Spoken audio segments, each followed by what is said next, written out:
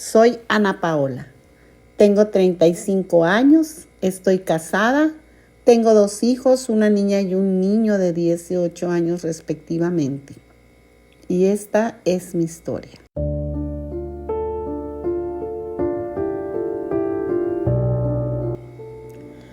Hace 8 meses desperté en un colchón sobre el piso. Al abrir los ojos dañados por el halo de luz que entraba por la ventana, ya sin cortinas, me di cuenta que mi vida estaba vacía, como vacía estaba esa recámara que durante 12 años fue compartida con Luis, mi esposo, al que conocí desde hacía 15 años atrás. A los 2 años de novios nos casamos y nos fuimos a vivir a Monterrey.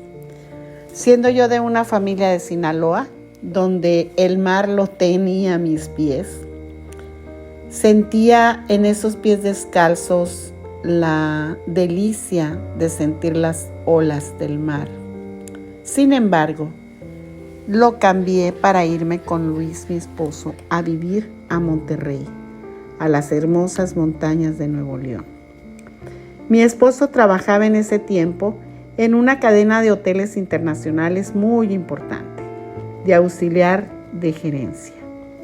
A veces él se quedaba a trabajar horas extras y para mí era muy cotidiano que los sábados lo emplearan, ya que los fines de semana llegaban grupos turísticos extranjeros y él hablaba 3 idiomas.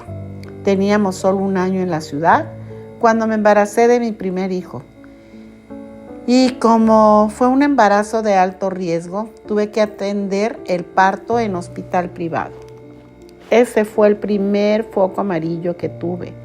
Al pagar el hospital, Luis me dijo: pídele dinero a tu papá, no completo el total de la cesárea. Estoy muy desesperado. ¿Qué voy a hacer si no tengo para pagar? Cabe mencionar que Luis me había dicho que había ahorrado 200,000 pesos para dicho parto y solo tenía 50, según él.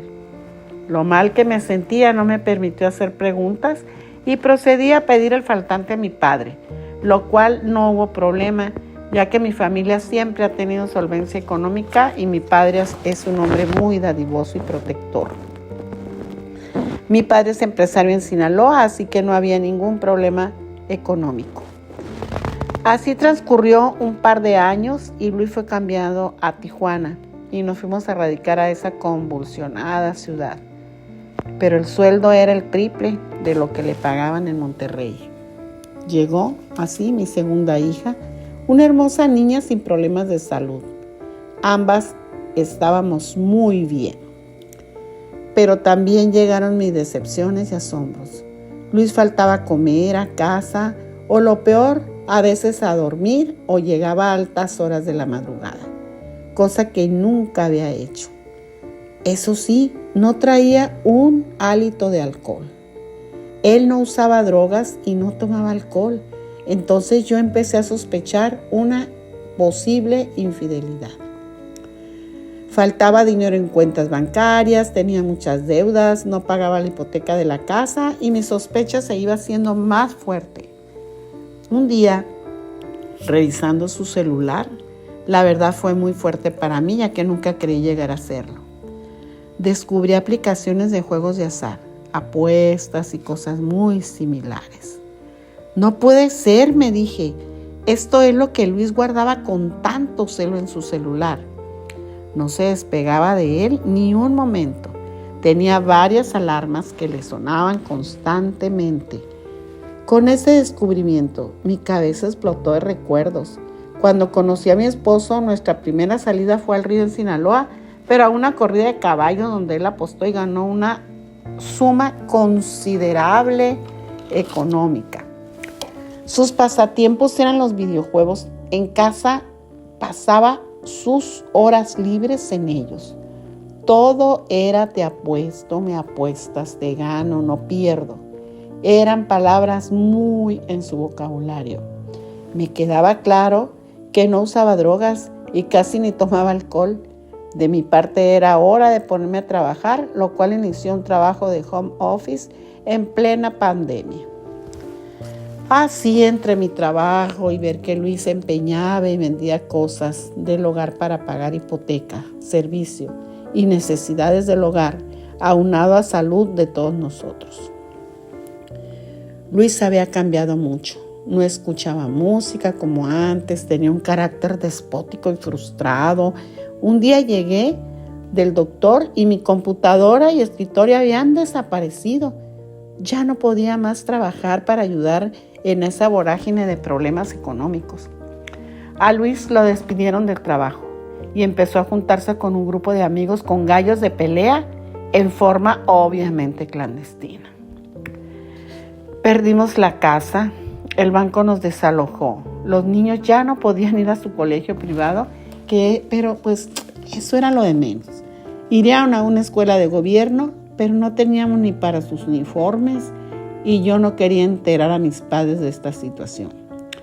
Ellos no nos visitaban, nosotros íbamos a Sinaloa y cubríamos todo lo que estaba pasando. Al fin que solo eran visitas anuales y pues últimamente ya teníamos 3 años que no nos parábamos en Sinaloa. Qué desesperación. Mis hijos me decían, mami, ¿y nos vamos a ir en camión?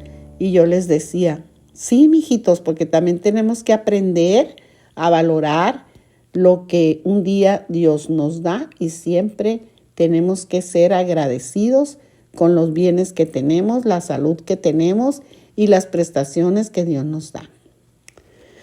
Ay, no, mi esposo era un guiñapo, sumido en una depresión. A veces trabajaba de traductor en un despacho de notarios, pero que lo que ganaba pues lo apostaba, esperando recuperarse, cosa que nunca pasaba. Hoy estoy aquí en este colchón vacío, en esta casa de renta atrasada vacía, con mi mente llena de dudas y miedos. Hoy sé que Luis es ludópata, adicto a las apuestas y juegos de azar. No quiero perder a mi familia. Si alguien me escucha, ayúdenme por favor. ¿Qué puedo hacer? Ante un caso fuerte de ludopatía, veo también un caso muy fuerte de codependencia. Normalmente, cuando hay un adicto en casa, generalmente hay otro adicto o a veces otros adictos.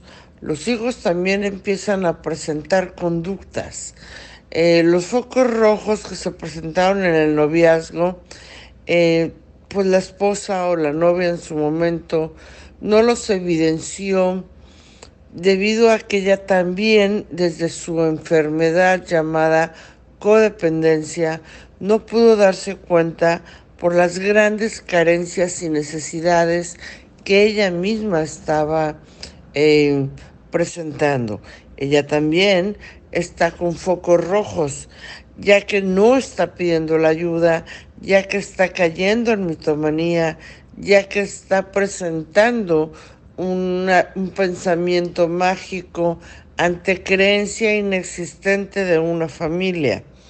Si bien es cierto, pues sí está mamá, papá, hijos, y también está tratando de darle una explicación sana, coherente, con principios, valores a sus hijos, pero se están escondiendo mensajes subliminales hacia sus hijos sobre la proyección espejo, ya que ella misma también está mintiendo. Sugiero que ambos asistan a un programa de 12 pasos de recuperación, ella con una codependencia, él con ludopatía, y por favor, hay que buscar ayuda profesional. Solamente estar muy atentos que esa ayuda profesional sea un especialista en adicciones, un consejero en adicciones, un coach de adicciones, porque si no va a ser muy complejo poder salir de este comportamiento patológico sistemático ante la enfermedad.